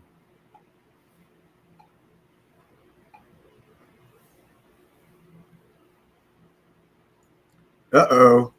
Uh-oh. I know why JM's not here. Hold on a second, folks. We're going to enjoy. Wait just a second here. I got to get rid of virtual background. Get rid of it.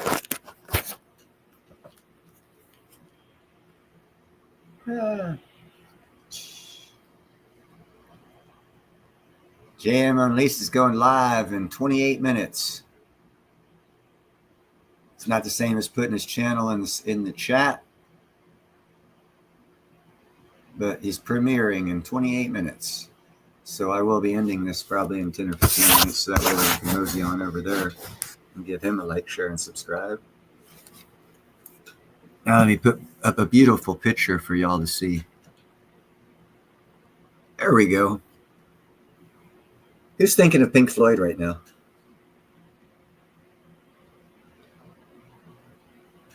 Oh, deplorable. That's deplorable. You've never dealt with billionaires? Dude, they're just regular people. Actually, they're cool. Well, hold on. I was about to go out on them. There are some real assholes. The ones I've met, fucking down-to-earth sons of bitches, man. I sat down and had some good conversations. Several different occasions they'd come back, offer me to come back, have lunch just to chat. Because, you know, I didn't watch my words with them. I told them what, you know, I was me. And they tended to like, it was refreshing to have someone not kiss their ass, I guess. And when they said shit and I thought it was stupid, I'd be like, you know, hey, that kind of sounds dumb. And apparently the people they hang around don't do that kind of shit for them. And it makes them feel like they're fake people. So if you go around, just talk to them like normal human beings, and you'll find out who the billionaires are. I've actually 1, 2, 3 off the top of my head. I didn't even know were billionaires because they didn't dress like it. Their car, one of them was too old, late 80. When I met them, they were in their late 80s. They died in the early 90s. They're multi-billionaires here up in Napa. I never crossed my mind because when I met them, they were in an old fucking pickup truck, dressed just like fucking retired farmers, not rich, but poor farmers. And they were just like down home sons of bitches. And they were interested in it was my beekeeping invention I'd come up with. And they were real interested in what I was doing and actually spoke with me about it. And I was like, cool, someone who's not ridiculing me. So I talked with them about it and said, yeah, we got this little orchard. You can come put your shit on. We'd like to see what you're doing too. So I'd go out there and found out a couple of years later that they were multi-billionaires. I was like, cool. I didn't treat them any different. Other than I didn't feel bad taking apples out of their private orchard. I was like, fuck, they can buy another goddamn tree. I'll just take a couple apples. Shit. No, they okayed me taking apples. I asked. But yeah, I had access to their private orchard because that's where my bees were. And actually, my bees being there increased their fruit count. And all I charged is I get to eat some of the fruit because I'm a nice, like Gerald says, I give away free fries. But see, my point wasn't to make money. My point was to try my beekeeping system and the mobile apiary and the workings of it to prove that it worked. And they gave me the location to do that. The benefit was getting the free fruit. But they both died and their family, those people are assholes. The younger ones, real assholes. Another billionaire I met, it was actually a beekeeping thing. I was doing an extraction oh fuck, Yountville or Youngville or something like that. Small, real rich town. A lot of wine country north of here by about an hour and a half because it's a windy road. This Texas oil billionaire had just bought a vineyard that had a house on it for the migrant workers to work it. And it really wasn't, well, yeah, it kind of was a house, but it was kind of a shitty house. And then he had the house, the vineyard people's house, right? And what his plan was to, level it and build houses, basically.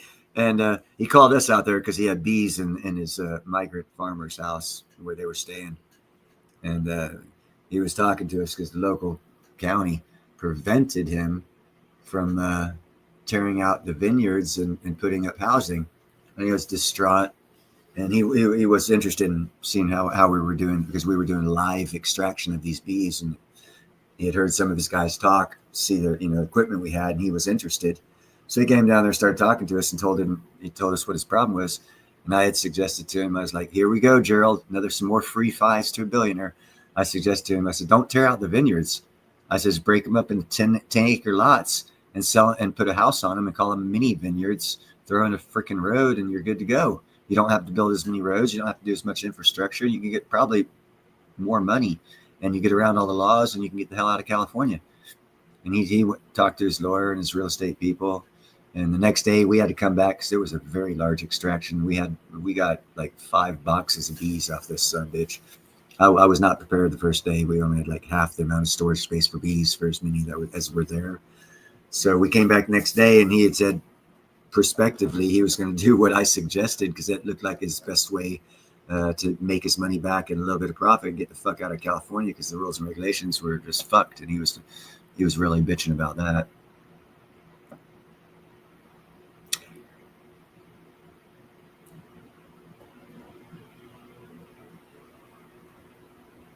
Well, $1 million really isn't that much, man. If you only have 3, 4, 5 million, that really isn't a lot at all, man. I could see that going 3 million, 10 years. And if you didn't own your shit in a way to keep it from taxes yearly, you'd probably lose it in fucking 7 to 10 years. And if you look at, lotto winners, they average winning 7 million out here in California. And the average is after 5 years, they claim bankruptcy because they lost everything. So 5 to 7 million really ain't shit if you're not consecutively bringing in money or making a sound investment with that limited amount of cash, meaning don't buy the $1 million mansion with the high taxes if you have if you're not making millions, but yet you inherited or won the lottery or something. Buy 3 cheap ass houses, renovate them to where you ain't got no real maintenance issue for 20 years. Live in one, rent 2 out, put the rest of the money to work in investments. Then you'll stand a chance of keeping your money. But a lot of people who win the lotto or get an inheritance, they don't think like that. Oh yeah, most definitely. As a matter of fact, deplorable, what I would suggest if someone was 85 years old with $3 million, I would suggest out of the kindness of their heart, they give me $1 million of it so I could enjoy it for them. Because I could go whitewater rafting down Colorado and send back pictures, and someone couldn't do that who's 85. And they could live vicariously through me for $1 million for 1 year. I guarantee I'd have shitloads of fun for you. No, you're 100% correct. If you're 85. But now if you want your kids to have money, if you're 85, start teaching the motherfuckers about economics and what to do with that fucking 3 million so that they don't waste it away and become fucking bums on the street because they don't know what to do with money. That would be a nice legacy to leave them. Now, not to lose this little bit of money within 5 years.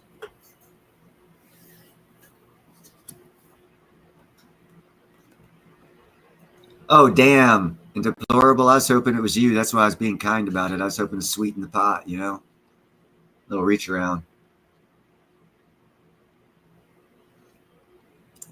Oh, hell yeah. Tell him to hit Vegas, put a life insurance policy on him. If he goes to Vegas, he'll have a heart attack. One hook up with him, and boom, he's dead. Heart attack.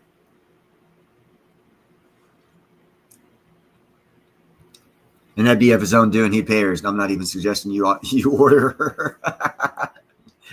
If he goes to Vegas, he'll probably order one for himself and have a heart attack. Those girls dress up pretty. You got to make sure though. You got to do it. You got to do it under the hood check. I hear some of them have extra equipment.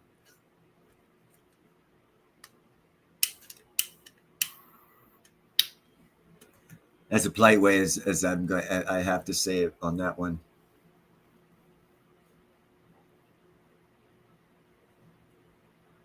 Oh my God, Jeffro, I already told you that, didn't I? Or did you tell me that? Yeah, I've known. Yeah, Baldwin County. Someone told me that. I didn't read it. Someone told me. Someone give you credit, Jeffro. Yeah, Baldwin County, Alabama. It's along the Gulf Coast of Mexico. Alabama has 2 counties, Baldwin and Mobile County, both on the Gulf of America. My bad. And Baldwin County is being built up like a small Silicon Valley because it's a good place. The taxes are low. I mean, and I also did a show on the purchasing power of $1. We're out here in California with state taxes and regulations. $1 gets you 88 cents worth of goods, to where in Alabama, because they're so consumer friendly and people friendly, $1 buys you $1.12 worth of goods, which is a 24% differential of buying power from one state to another, which is what Jeffrey was talking about.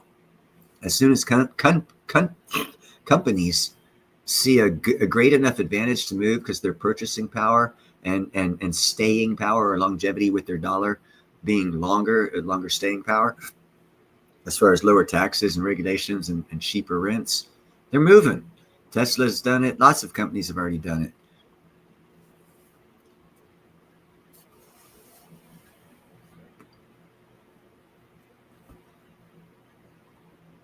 I was thinking making sure there was no, 6 or 7 inch road bump in there.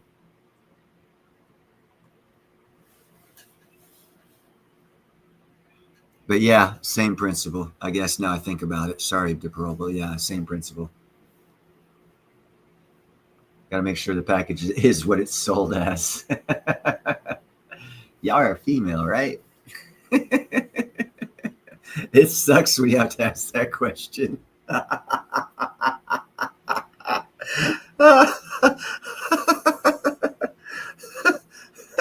Oh, shit. That's funny. It's funny because I've never been with a call girl. I never planned to be ever. It's not who I am. So I find it very humorous that people have that concern because they have to deal with it. That's a sin. That's a consequence of a sin. And because I don't do that sin, I don't have to worry about that consequence. Limit your exposure to consequences of sin. Life might be a little bit more boring, but you know what? As I was saying, rafting down the freaking Colorado River on a 7 or 8 day rafting trip, fuck, man, that's better than fucking 1 hour with a female of the night in Las Vegas, in my opinion.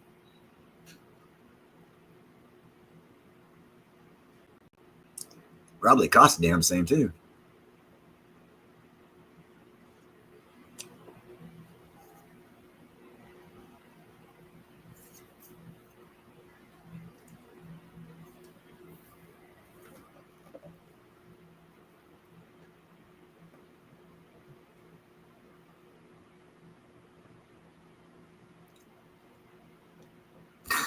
Jeffrey.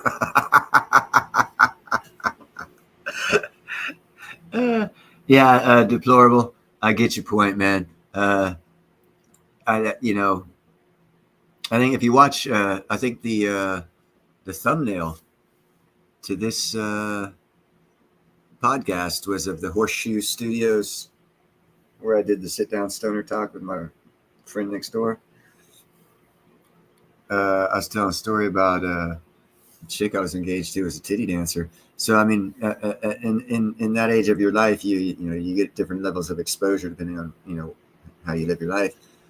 And I learned a lot about it and the sin and all this other stuff. And then I made a conscious choice to live a different lifestyle a long time ago. I mean, I kept drinking. I just chose not to live that lifestyle. And eventually quit drinking. Just never lived that lifestyle. Gave up that lifestyle for more of a self-discovery. And you know what? I'm just as lost now as I was then. All right, I'm going to end this thing. You guys have a great night. Appreciate it. Appreciate y'all being here. I hope the diverse subjects and videos shown and topics talked about was interesting to you and possibly enlightening. Do your own research and have a great night.